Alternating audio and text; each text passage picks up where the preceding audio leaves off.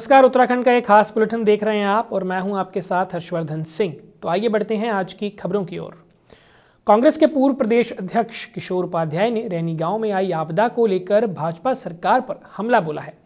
किशोर उपाध्याय ने कहा है कि 2013 के बाद से कांग्रेस की सरकार को कोई भी काम करने का मौका नहीं मिला। जब कांग्रेस सरकार 2016 में पहाड़ी क्षेत्रों में काम करने जा रही थी, तब भाजपा ने धोखे से सरकार को तोड़ने का काम किया था। इसलिए कांग्रेस की पूर्व सरकार कोई भी कार्य नहीं कर पाई है और अब सरकार गांव को भी बचा नहीं पाई।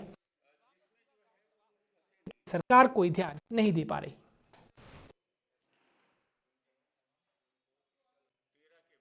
आप देख रहे हैं कि 2013 के बाद हमारी सरकार को काम करने का मौका ही नहीं मिला।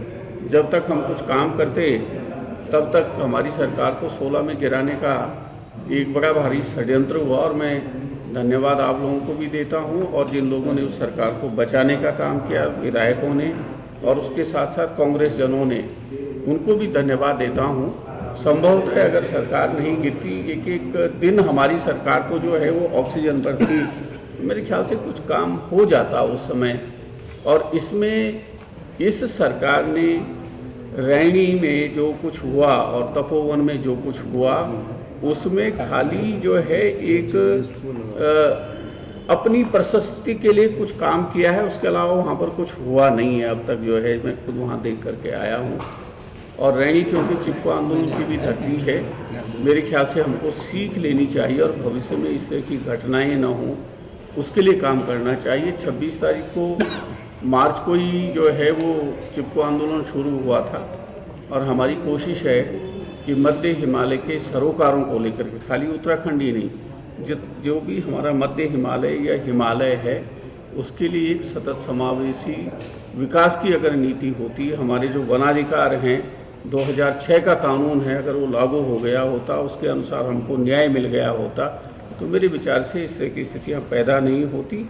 और वो कहते हैं ना हमारे यहाँ कि जब जो है हमको सीख आ जाए, उसी से जो है शुरुआत अगर कर लें, तो रैनी ने जैसे चिपको एक पर्यावरण के लिए एक बड़ा भारी संदेश पूरे विश्व में दिया, भले हमको उसका नुकसान हुआ है, तो रैनी से, तपोवन से हम लोगों को सीख लेनी चाहिए और उस हिसाब से आगे जिससे लोगों को नुकसान ना हो उसकी कोशिश करनी चाहिए, उसके लिए नीति बनानी चाहिए।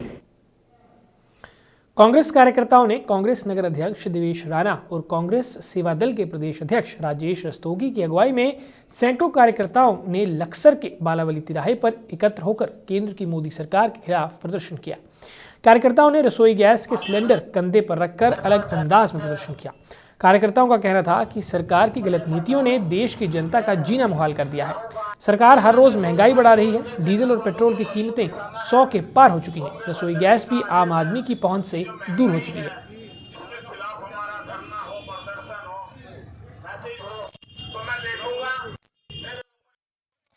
पूरे प्रदेश में कांग्रेस अध्यक्ष प्रीतम सिंह के निर्देश पर बढ़ती महंगाई के खिलाफ धरना प्रदर्शन है। यहाँ लक्सर में नगर कांग्रेस अध्यक्ष देवेश राणा की अध्यक्षता में धरना प्रदर्शन आयोजित किया गया है। हमारे कांग्रेस के लोगों ने अपनी कमर पर गैस के सिलेंडरों को रख कर के प्रदर्शन किया है। भारी जनता का जमावड़ा है, आप सब लोग देख रहे हैं। पूरी जनता जुड़ रही है और महंगाई से सब त्रस्त है और भाजपा वाले दलाली में मस्त है। महंगाई को लेकर महंगाई जिस प्रकार बढ़ रही है, इस प्रकार पहले कभी नहीं बढ़ी। जिस मनुष्य की, जिस आदमी की 300 रुपए डेली की आमदनी है, उसके घर में अगर कोई बीमार पड़ जाए, उसको इलाज के लिए कहाँ से पैसे लाएंगे, कहाँ से क्या लाएंगे, उसके सामने बड़ी मुसीबत है। क्योंकि अगर डॉक्टर के यहाँ जाएंगे, वहाँ बहुत भारी पैसा देना पड़ता है। बाजार में सामान लेने जाएंगे, खाद किसान के लिए खाद नहीं है और मिट्टी तेल की, डीजल की, पेट्रोल की जो कीमतें बढ़ती जा रही हैं, किसान के लिए भारी मुसीबत बढ़ती जा रही है और किसानों के लिए बहुत बड़ी मुसीबत पैदा होती जा रही है। इस किसान के लिए जो है, मजदूर के लिए, बेरोजगारों के लिए ये जो सरकार है निकम्मी है, किसी काम के लिए है, इसको उखाड़ फेंकने में। राष्ट्रीय कांग्रेस के आह्वान पर बिंदुखता ब्लॉक कांग्रेस कमेटी के दर्जनों कांग्रेस कार्यकर्ताओं ने कांग्रेस ब्लॉक अध्यक्ष प्रमोद कालोनी के नेतृत्व में हाथों में तख्ती और सिर पर सिलेंडर रखकर प्रदर्शन किया। कांग्रेस के कार्यकर्ता कार रोड पर एकत्रित हुए, जहां से उन्होंने सरकार विरोधी नारेबाजी करते हुए कई मार्गों से पदयात्रा के रूप में जुलूस निकाला।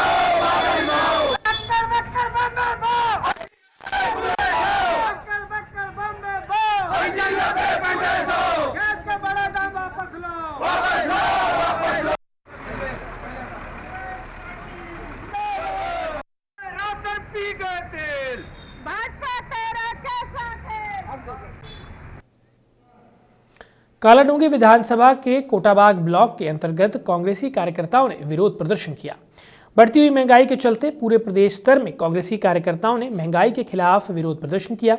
कांग्रेसी कार्यकर्ताओं ने कहा कि जहां एक ओर डबल इंजन की सरकार प्रदेश और केंद्र में कार्य कर रही है, तो वहीं डबल इंजन की सरकार के चलते बढ़ती हुई महंगाई की मार से आम जनता त्रस्त है। बढ़ोतरी हुई है तो क्या कहना चाहेंगे आप? बीजेपी सरकार मोदी जी ने डीजल पेट्रोल के दाम आसमान छू गए, जो कि आज तक पुरानी सरकारें भी हमारी रही जिसमें कि इतनी बढ़ोतरी आज तक कभी नहीं हुई। डीजल में क्या, पेट्रोल में, उधर हमारी रसोई गैस में, उधर कहते हैं कि उज्ज्वला गैस हम फ्री देते हैं, लेकिन इस समय जो हमें भराने पे जेब खर्चा पड़ रहा है वो दुगनी तिगुनी रेट और एक महीने में दो बार रेट बढ़ाए जा रहे हैं रसोई गैस के, जिससे हम सभी लोगों को उसका नुकसान उठाना पड़ रहा है। वैसे ही डीजल पेट्रोल का, और हमारे आज किसान 90 दिन होने को जा रहे हैं जिनकी वो सुनवाई तक करने को नहीं जा रहे। महंगाई के खिलाफ प्रदर्शन है, क्या कहना चाहेंगे आप? इस महंगाई के खिलाफ हम ये कहना चाहते हैं कि जैसे इसमें इन्होंने किसानों के हित में, क्योंकि हमारा देश जो है वो कृषि प्रधान देश है, कृषि प्रधान देश होने के बावजूद भी आज देखिए किसानों की कैसी हालत है, किसानों के साथ साथ युवाओं की कैसी हालत है। पूरे देश में बेरोजगारी का आलम छिड़ चुका है। इसमें बेरोजगारी दर इतनी ऊँची हो सकती है कि हर युवा डिग्री ले पढ़ाई करने के बावजूद इतना बेरोजगार हो चुका है कि वो कुछ भी करने को तैयार है। और मोदी जी कहते करके आप पकौड़े तलिए, चाय तलिए, तो अब डिग्री करने के बाद क्या कहते हैं, यही रोजगार रह चुका है। हम सरकार को चेताना चाहते हैं, इस रोड के हमने जो प्रदर्शन किया है, रोड प्रदर्शन जो आज हमने कांग्रेस पार्टी ने मिलकर किया है, तो उसमें हम कहना चाहते हैं नरेंद्र मोदी सरकार से कि आप जल्दी से जल्दी इस जो हमारे काले कानून हैं और जो हमारी महंगाई है, इस महंगाई को कम करें, जिससे हमारे देश में एक कृषि प्रधान जो देश हमारा है, कृषि के क्षेत्र में हम आगे बढ़ सके और महंगाई दर जो है हमारी कम हो सके। की धनराशि हरिद्वार के लिए दी जा रही है, मगर तमाम कोशिशों के बाद भी गंगा घाट पर सुविधाएं नहीं मिल पा रही हैं। इस बार कुंभ स्नान सहित कई अन्य स्नान हर की पौड़ी के अलावा कोविड-19 को देखते हुए अन्य घाटों पर भी किए जाएंगे, जिसमें लाखों लोग गंगा में स्नान कर पाएंगे। पर प्रमुख घाटों पर इस बार भी श्रद्धालुओं को परेशानी हो सकती है। मेजर काम अब नहीं बचते हैं जिसमें कि हमें बहुत मेहनत की आवश्यकता होगी, सब फरवरी के एंड तक हो जाएंगे। अभी जो सेक्टर्स का डेवलपमेंट हो रहा है, चाहे अस्पताल बन रहे हों, पुलिस लाइंस बन रही हों, हमारे सेक्टर मैजिस्ट्रेट्स के ऑफिस बन रहे हों, वहाँ पे बिजली पानी की व्यवस्था है, ये वाले काम हमारे चल रहे हैं। और ब्यूटिफिकेशन के कुछ वर्क चल रहे हैं। देखिए, अच्छी लाइटिंग हम लोग करवा रहे हैं, इसमें कुछ ब्रिजेस भी शामिल हैं, कुछ हमारी प्रमुख बिल्डिंग्स हैं वो भी शामिल हैं, पेंटिंग्स हम लोग करवा रहे हैं, कुछ चौराहों का सौंदर्यकरण हो रहा है। तो निश्चित रूप से रात को जो खूबसूरती हरिद्वार की और निखरेगी। बेसिकली जो हमारा सर्विलांस सिस्टम है उसमें कैमरे भी अभी इंस्टॉल होने वाले हैं, तो जैसे ही कैमरे इंस्टॉल हो जाते हैं तो उसमें आर्टिफिशियल इंटेलिजेंस भी हमारे द्वारा लगाई जाएगी, तो वो हमारे पैनी निगाह जिसको आप कह रहे हैं, तो उस दौरान हमारी ये पैनी निगाह भी रहेगी। सर पे है। और कुंभ के अंदर जो बहुत सारे कार्य हुए, जैसे कि बहुत सारे घाट हरिद्वार में बनाए गए और उसके अलावा जो चेंजिंग रूम घाटों में बनाए गए, उसका सबसे बड़ा दुर्भाग्य ये है कि इसमें बहुत बड़ा जागरूकता का विषय भी है। जो यहाँ के स्थानीय निवासी जो है उनको इस चीज़ का भी ध्यान रखना पड़ेगा, और ख़ास करके पुलिस प्रशासन को भी, क्योंकि जितने भी चेंजिंग रूम जो बनाए गए हैं उन चेंजिंग रूम का सबसे बड़ा दुर्भाग्य है कि जो भी एल्युमिनियम के दूसरी चीज़ से बनाए गए हैं उन चेंजिंग रूम का सामान जो है वो चोरों द्वारा उखाड़ दिया गया है। इसको लेकर बहुत ज़्यादा परेशानी महिलाओं को, खास करके श्रद्धालुओं को भी रहती है, क्योंकि जब घाटों पर स्नान करने के लिए भीड़ उमड़ती है तो महिलाएं बेचारी इधर उधर कपड़े बदलने के लिए अपना जगह तलाशती फिरती हैं। लेकिन जो प्रशासन है, इस चीज़ का ध्यान कहीं ना कहीं प्रशासन को भी रखना पड़ेगा। जो घाट बनाए गए हैं अधिकतर उनके ऊपर आपने बात करी थी कि कैमरे और सर्विलांस जो है वो ज़रूरी है, इसमें पुलिस प्रशासन को खास ध्यान रखना पड़ेगा जो चोरों को है। और दूसरा जो है, कई जगह हमने देखा है कि ऐसे चेंजिंग रूम में लोग अवैध रूप से रहना शुरू कर दिया लोगों ने, तो इसको भी पुलिस प्रशासन को एक ड्राइव चलानी चाहिए। हर तीसरे चौथे दिन उन्हें किसी न किसी गाड़ी को नियुक्त कर देना चाहिए जो सारे चेंजिंग रूम को चेक करे कि उसके अंदर कोई रहने तो नहीं लग गया। टोल प्लाजा का आज 5वां दिन है और टोल प्लाजा हर दिन हंगामे की भेंट चढ़ रहा है। जहां राजनीतिक दल कांग्रेस और यूकेडी ने स्थानीय लोगों को टोल से मुक्त रखने की मांग की, तो वहीं बस यूनियन और मालवाहक वाहनों से जुड़े लोगों ने धरना प्रदर्शन कर वाहनों में छूट की मांग की, जिसके बाद मौके पर पहुंचे बीजेपी नेता विक्रम सिंह नेगी ने मध्यस्थता करते हुए टोल प्लाजा के अधिकारियों, बस यूनियन और लोडिंग यूनियन के बीच वार्तालाप कर लोकल वाहनों को छूट देने की आश्वासन दिया। वहीं उत्तराखंड क्रांति दल के कार्यकर्ताओं ने हंगामा करते हुए पूरे उत्तराखंड की जनता को टोल मुक्त रखने की मांग की। जैसे आप सभी को विदित है, मेरे पत्रकार साथियों को, कि जब से यहाँ टोल आरंभ हुआ है, ये यहाँ पर निश्चित रूप से रोज कोई धरना, कोई प्रदर्शन, कोई विवाद हो रहा है। कल मेरे संपर्क में हमारे जो डोयला सिटी बस के अधिकारी हैं, वो शाम को उन्होंने मुझसे संपर्क किया। उन्होंने कहा कल हम एक वार्ता करना चाहते हैं जो हमारे टोल संचालक महोदय हैं उनसे, और आप हमारे साथ चलिए, हमारी बात करिए। उसके बाद मेरी सुबह आज यहाँ जो विंगर चलाते हैं स्थानीय लेवल पर, जो कॉमर्शियल गाड़ियाँ चलती हैं, उनके लोग भी आए। उन्होंने कहा हमारी वार्ता करिए, हमारी मध्यस्थता कर दीजिए। तो उन सबके साथ में आज यहाँ आया और हमारे संचालक महोदय से बात हुई। हमारे आदरणीय मुख्यमंत्री जी ने भी यही कहा है कि जो हमारे स्थानीय यहाँ पर गाड़ियाँ चलाते हैं, जो हमारे यहाँ व्यावसायिक वाहन चलाते हैं, उनको छूट मिलनी चाहिए। तो आज बहुत बढ़िया हमारी वार्ता हो गई है और हमारे जो यहाँ सिटी बस के जितने भी हमारे यहाँ पर सिटी बस के मालिक हैं, ड्राइवर हैं, वो सब संतुष्ट होकर गए हैं और एक बहुत ही कम मूल्य यहाँ पर हमने तय कर दिया गया है। इसी तरह जो विंगर चलाते हैं या जो कमांडर टैक्सी यहाँ पर चलती है, उन सबको लिए भी एक बहुत न्यूनतम दर पर शुल्क तय कर दिया गया है, जिसका लाभ यहाँ के स्थानीय निवासियों को मिलेगा। और आदरणीय मुख्यमंत्री जी विशेष तौर से उनका ये कहना है इन टोल संचालकों को भी और हमारे स्थानीय निवासियों की हम सब सामंजस्य से बैठाएं और यहाँ पर किसी तरह का विवाद ना हो।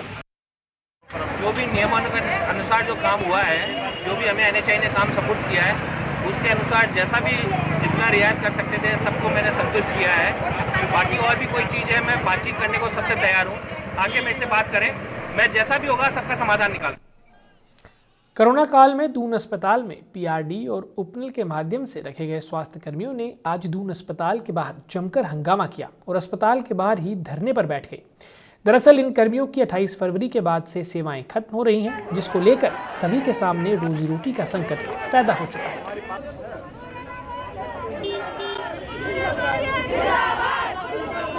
देखिए, ऐसा कुछ भी नहीं है।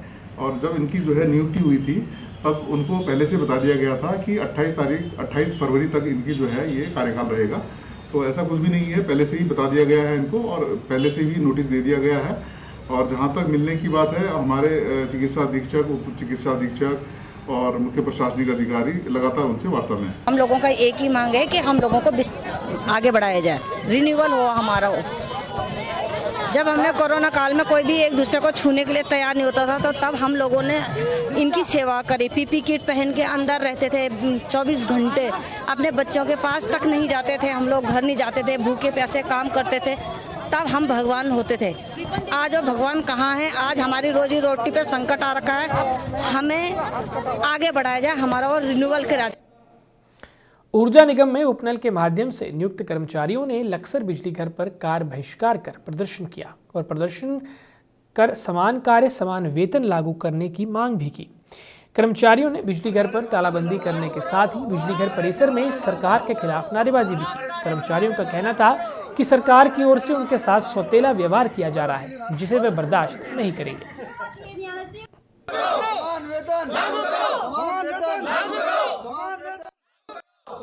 भर में हमारा 22 और 23 तारीख को कार्य बहिष्कार है। हमारे सब डिवीज़न ऑफिस में सिर्फ आज 1 घंटे का और कल 2 घंटे का कार्य बहिष्कार है, जिसमें हमारी मांगे हैं कि हमें समान कार्य के साथ समान वेतन दिया जाए। और हाई कोर्ट के इसमें आदेश आ चुके हैं बहुत पहले, और अभी तक उसको सरकार लागू नहीं कर रही है हमारे उसमें। हमसे पहले 5-6 बंदे हमसे पहले इसको ले रहे हैं, मतलब समान कार्य समान वेतन को उनके ऊपर लागू हो गया, तो हमारे लिए क्यों नहीं हो रहा है लागू? हम ये चाहते हैं कि हमें सबको समान कार्य समान वेतन मिले। मैं कि जब हाई कोर्ट का आदेश आ चुका है, उसके बाद भी सरकार हमारे पर ध्यान नहीं दे रही है। सरकार का जो रवैया है बिल्कुल सौतेला रवैया अपना रही है सरकार। हम चाहते हैं कि इसे जल्द से जल्द लागू किया जाए समान कार्य समान वेतन को, ताकि किसी प्रकार की किसी कर्मचारी को दिक्कत ना हो। हमारी मांग यही है सरकार से, और इसे तुरंत लागू किया जाए।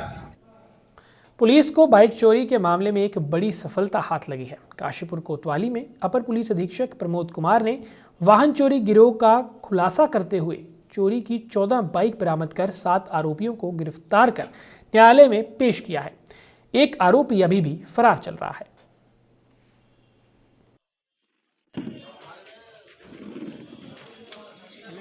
मोटरसाइकिल लगातार चोरी हो रही थी इसी थाना क्षेत्र में।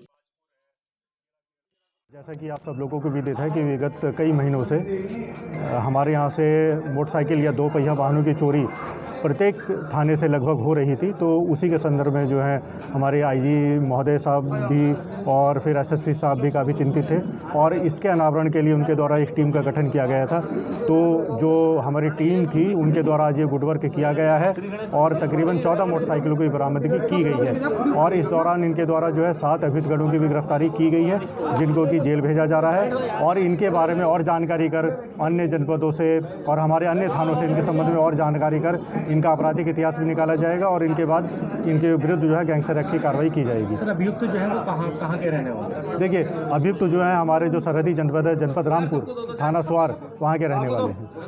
सर इनका कोई इससे पहले कोई आपराधिक रिपोर्ट? हाँ देखिए उसके संबंध में जो है दौरान विवेचना हम लोग जाँच करेंगे और इनके आपराधिक इतिहास जिन जिन थानों में होगा वहाँ से प्राप्त कर सख्त जो है गैंगस्टर एक्ट की कार्रवाई। मसूरी विधायक गणेश जोशी ने उप जिलाधिकारी कार्यालय में जल संस्थान मसूरी, देहरादून विकास प्राधिकरण मसूरी, वन प्रभाव लोक निर्माण, पालिका परिषद मसूरी विभाग, पर्यटन विभाग, राष्ट्रीय राजमार्ग सहित विभिन्न विभागों के साथ समीक्षा बैठक की। बैठक में सभी अधिकारियों को निर्देशित किया गया कि पर्यटन सीजन से पूर्व सभी निर्माण कार्यों को पूरा कर दिया जाए ताकि यहां आने वाले पर्यटकों को किसी भी प्रकार की परेशानी न हो। साथ ही उन्होंने शौचालयों के रखरखाव और निर्माण के संबंध में भी अधिकारियों को दिशा निर्देश दिए। देखिए मेरी कोशिश रहती है कि समय समय पर विभाग से बातचीत करके यहाँ की जो जन समस्या है उनका निवारण कराया जाए। आज मैंने जल निगम, जल संस्थान, विद्युत, PWD, forest, tourism, NH, MDDA सारे विभाग के अधिकारी वहाँ पर बुलाया था और बैठकर कुछ चीज़ों का हल मौके पर निकला है, कुछ चीज़ों निर्देशित किया है और मुझे पूरा भरोसा है कि जो समय सीमा पर इन्होंने हमें बताया है कि हम काम को पूरा करेंगे उस समय इसके अंदर ये काम पूरे होंगे और जनता की समस्या का समाधान होगा। मसूरी में देखिए पार्किंग एक बहुत बड़ी समस्या है। अभी एक 212 गाड़ी की पार्किंग हमारी जून तक पूरी हो जाएगी। आज माननीय विधायक जी द्वारा जो यहाँ के जो विभाग हैं उनकी समीक्षा बैठक ली गई है उसमें कई बिंदुओं पे जो है समीक्षा की गई। पहला तो ये कि प्रोजेक्ट कब स्टार्ट हुआ और प्रोजेक्ट का फिनिश टाइमलाइन क्या है और कहाँ कहाँ चीज़ें हैं जहाँ कमियाँ पाई गई हैं उसमें क्या क्या कार्रवाई होनी है उसके विषय में ये किया गया है कि उसको तुरंत उस पर त्वरित कार्रवाई करते हुए जो कार्य हैं उसको पर्यटन सीजन से पहले और पर्यटक और यहाँ मसूरी के नागरिकों को समय से सुपुर्द कर किया जा सके। तो उसके संदर्भ में आज मीटिंग थी। जो कमियां पाई गई हैं उस पर भी बात हुई है और जो भी संदर्भित विभाग हैं उन सभी को बताया गया है कि अपने स्तर से जो कार्यवाही है उसको तत्काल सुनिश्चित करते हुए और संपादित करते हुए कार्य में तेजी लाते हुए जो जनहित के कार्य हैं उनको जनता को सुपुर्द करने। महिलाओं को सशक्त बनाने के लिए महिला आयोग के तत्वाधान में हल्द्वानी ब्लॉक सभागार में एक जागरूकता शिविर आयोजित किया गया। महिला आयोग की अध्यक्ष विजया बड़ियाल ने शिविर में आई हुई महिलाओं को शपथ दिलाई। उन्होंने कहा कि समाज में महिलाओं को बिल्कुल भी भेदभाव का शिकार नहीं होना है, साथ ही अपने घर के आसपास हो रहे किसी भी तरह की उत्पीड़न और हिंसा के खिलाफ एकजुट होकर आवाज उठानी है।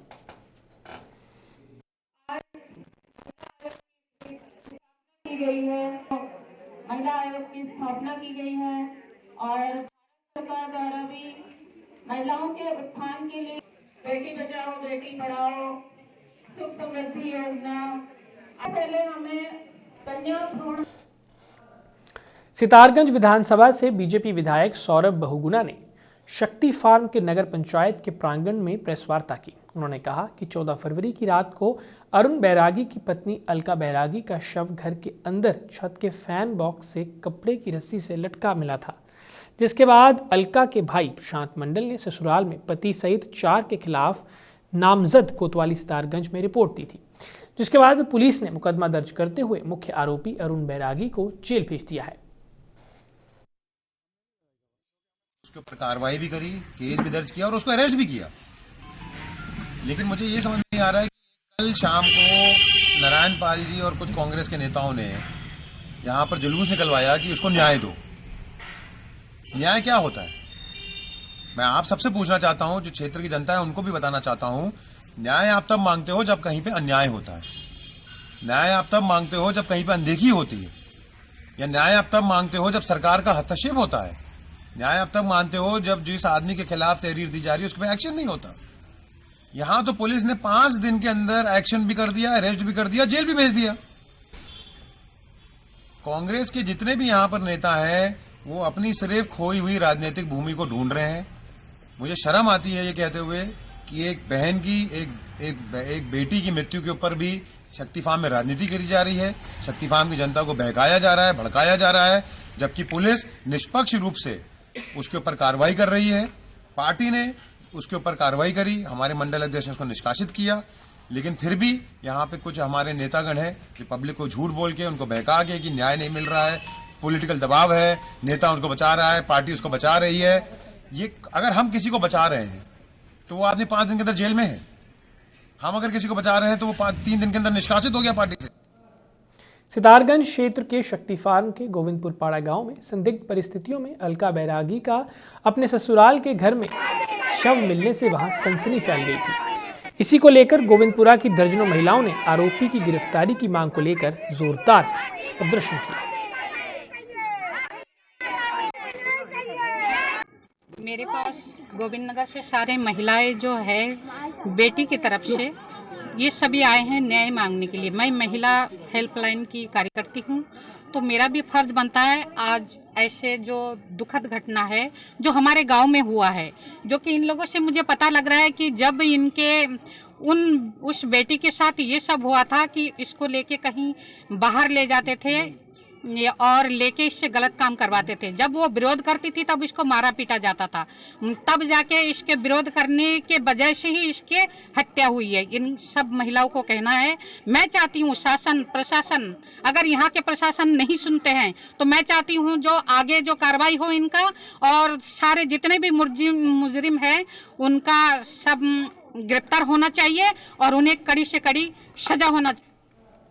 जहां एक तरफ तमाम राजनीतिक दल विधानसभा चुनाव की तैयारियों में जुटे हैं, तो वहीं कांग्रेस अभी भी पिछली हार से सबक नहीं ले पा रही है। हाल ही में कांग्रेस अल्पसंख्यक विभाग ने रुड़की ग्रामीण का जिला अध्यक्ष मरगूब कुरैशी को बनाया था। विडंबना ये रही कि बड़े नेताओं की दखल पर एक ही दिन में ग्रामीण का जिला अध्यक्ष को निष्कासित भी कर दिया गया। इसी पर कांग्रेस के भीतर ही राजनीति गरमाई हुई है। बताइए, कांग्रेस पार्टी की एक व्यवस्था है, वो अपनी व्यवस्था के तहत चलती है। मरगूब भाई का नॉमिनेशन हुआ था, किन्हीं कारणों से उसको होल्ड पे डाला गया। होल्ड पे डालने के बाद बहुत सारी चीजें ऐसी होती है जो पार्टी का आंतरिक मामला होता है, और वो आंतरिक मामला प्रदेश अध्यक्ष के ही क्षेत्राधिकार में होता है। उस पर मेरा ये कहना, मुझसे ये जवाब चाहना कि उसमें क्यों हटाया गया। हटाया नहीं गया, उन्हें होल्ड पे डाला गया। देर से देर उसकी प्रदेश अध्यक्ष ने एक कमेटी बनाई है, वो कमेटी अपनी रिपोर्ट प्रदेश अध्यक्ष को दे देगी, तो निश्चित तौर पर जो आदमी काबिल होगा उसको कांग्रेस आगे लाने का काम करेगी। कॉल रखी जाती है, फ़ोन रखा जाता है, ये गलत बयान दिया है याकूब सिद्दीकी साहब ने। वो तो बहुत सीनियर नेता हैं कांग्रेस के, और उत्तराखंड कांग्रेस कमेटी में महासचिव भी हैं और हमारे जिला हरिद्वार के प्रभारी भी हैं हमारे रुड़की ग्रामीण। ये गलत बयान है, लेकिन मेरा कहना यह है, देखो कांग्रेस के लोगों की कोई भी अगर उपेक्षा करेगा बड़ा नेता तो वो गलत है, क्योंकि पार्टी जो चलती है सिर्फ और सिर्फ संगठन से चलती है, कार्यकर्ता से चलती है। कार्यकर्ताओं की वजह से संगठन चलता है और संगठन से ही। फिलहाल के लिए इतना ही, मुझे दीजिए इजाजत। नमस्कार।